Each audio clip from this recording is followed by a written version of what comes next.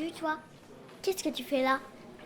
Je suis architecte et doctorante et je m'intéresse aux écoles, à ton école. À mon école? Pourquoi tu t'intéresses à mon école? Ton école, tu sais, elle n'est pas toute jeune. Elle a été construite il y a 40 ans, dans les années 80. Et d'ailleurs, tes parents, quand ils étaient enfants, ils étaient eux aussi dans une école comme celle-ci. Et dans les mois ou les années à venir, ton école va être rénovée. Comme des milliers d'autres en France d'ailleurs. La mairie va faire des travaux pour la remettre en état. Elle va refaire l'isolation, le chauffage, changer les fenêtres. Oui, ça devient urgent. C'est une vraie passoire thermique qui consomme énormément d'énergie et qui nous coûte cher à tous. Et en plus, en été, c'est pas confortable, c'est vraiment très désagréable. Excusez-moi, mais si vous faites des travaux dans l'école, est-ce qu'on aura notre mot à dire, les enseignants? Non, parce que, moi j'en ai quand même des choses à dire sur cette école. Elle est bien, hein, mais elle est franchement pas très fonctionnelle. Je suis d'accord que c'est nécessaire de l'isoler et de trouver des solutions pour que nos salles de classe soient plus vivables en été. Mais moi, il y a d'autres choses qui me préoccupent. Regardez, par exemple, cette salle, elle n'est vraiment pas très grande. Franchement, comment est-ce que l'on a pu concevoir des écoles avec des salles aussi petites? Alors pour comprendre ça, il va falloir que l'on remonte plusieurs siècles en arrière. Entre le XVIe et le XVIIIe siècle en France, les hospices des villes et les congrégations religieuses créent les premières écoles, les écoles de la charité.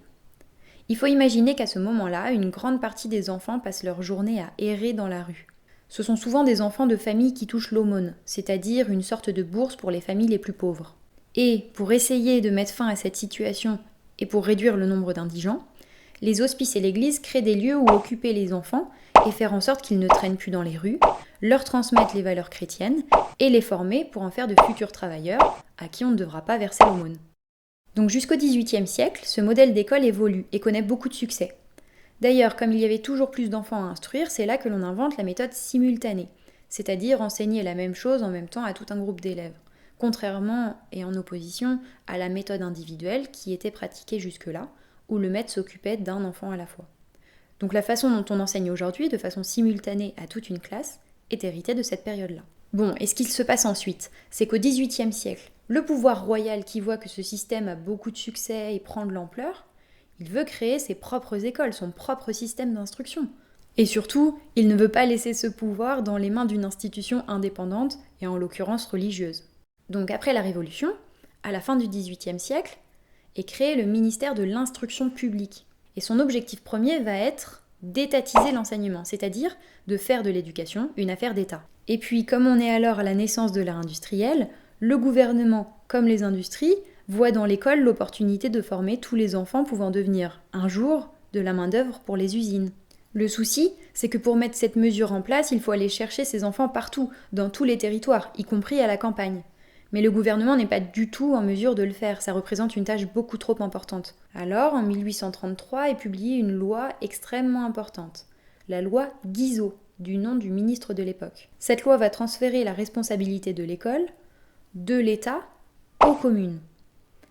Et puis, après quelques années, Guizot envoie des inspecteurs sur tout le territoire pour lui faire un rapport sur le fonctionnement de ces écoles. Et il s'avère que les locaux fournis par les communes sont souvent peu adaptés et les maîtres pas toujours compétents. Alors l'État décide de construire en même temps un modèle pédagogique pour les maîtres et un modèle architectural pour les écoles. Donc, à partir de là, et pendant très longtemps, l'État va publier ce qui était appelé des modèles types et des lois-programmes. Ces documents étaient faits pour indiquer aux communes et aux architectes ce à quoi devait ressembler une école. On y décrit les dimensions du mobilier, leur emplacement exact dans la salle de classe, les espacements entre les tables, la hauteur sous plafond. Ensuite, à la fin du XIXe siècle, quand Ferry devient ministre, cette politique des modèles va encore s'accroître. Comme il souhaite que tous les élèves puissent bénéficier du même enseignement, ce que l'on a appelé l'égalité des chances, il va mettre en place une politique dite de lissage national. Toutes les écoles et toutes les salles de classe deviennent un moule unique. Un moule qui doit pouvoir être facilement reproduit partout, et surtout qui permet de s'assurer que tous les élèves apprennent dans les mêmes conditions. Ce à quoi ressemblent les salles de classe aujourd'hui? C'est en partie un héritage du XIXe siècle. La salle rectangulaire, l'orientation des tables face à un tableau, la disposition des classes le long d'un couloir. Oui, enfin, notre école, elle date pas du 19e siècle. Justement, j'y viens. En 1945, après la Seconde Guerre mondiale, l'éducation devient une priorité pour l'État. mais il faut reconstruire toutes les écoles qui ont été détruites. En plus, dans cette période d'après-guerre, la France connaît le baby-boom, une explosion du nombre de naissances. Il faut donc construire énormément d'écoles en un temps record.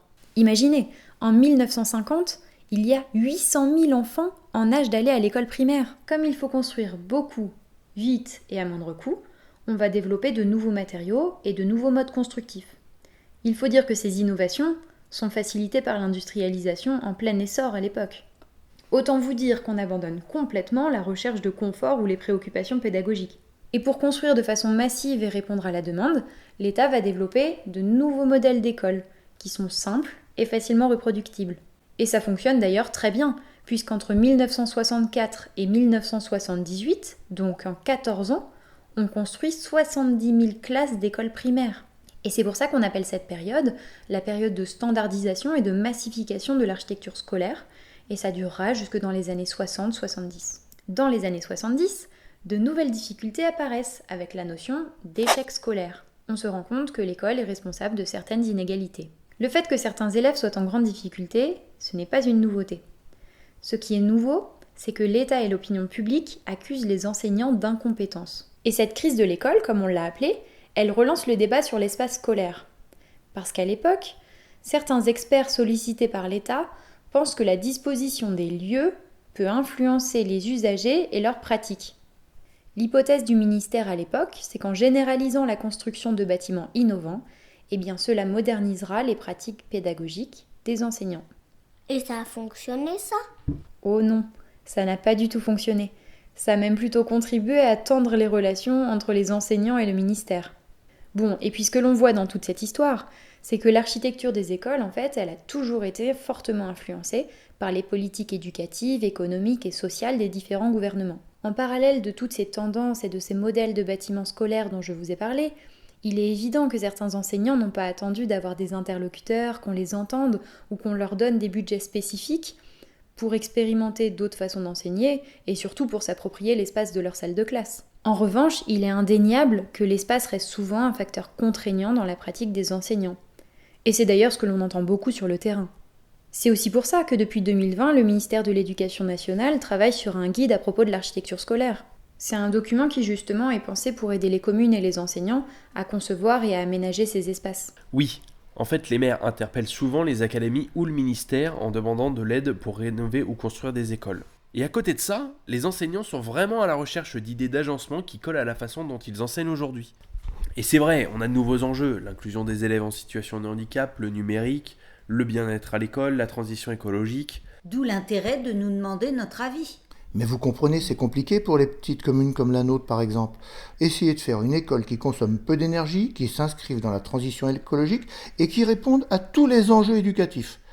Alors si en plus il faut qu'on s'assure qu'elle convienne à tous les usagers, c'est quand même un défi compliqué à gérer. Justement, c'est tout l'objet de ma thèse.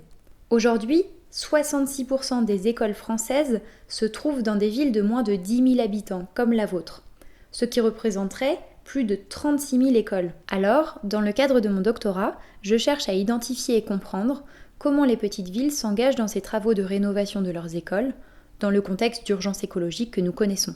Plus précisément, je tente de comprendre de quelle manière la rénovation de ces bâtiments scolaires peut être faite de manière frugale, c'est-à-dire en ayant un moindre impact écologique, technique et énergétique, et en prenant en compte les usages, les modes de vie, les pratiques des personnes qui fréquentent ces lieux quotidiennement.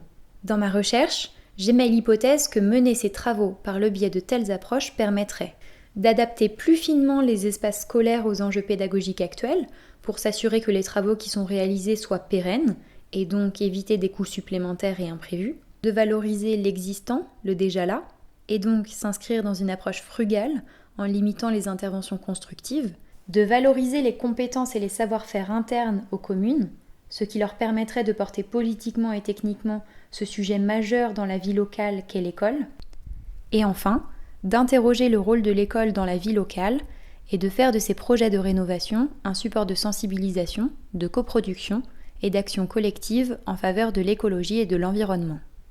Alors, je réalise une thèse en CIFRE dans une petite ville de 3400 habitants pour étudier le sujet, observer et vérifier mes hypothèses.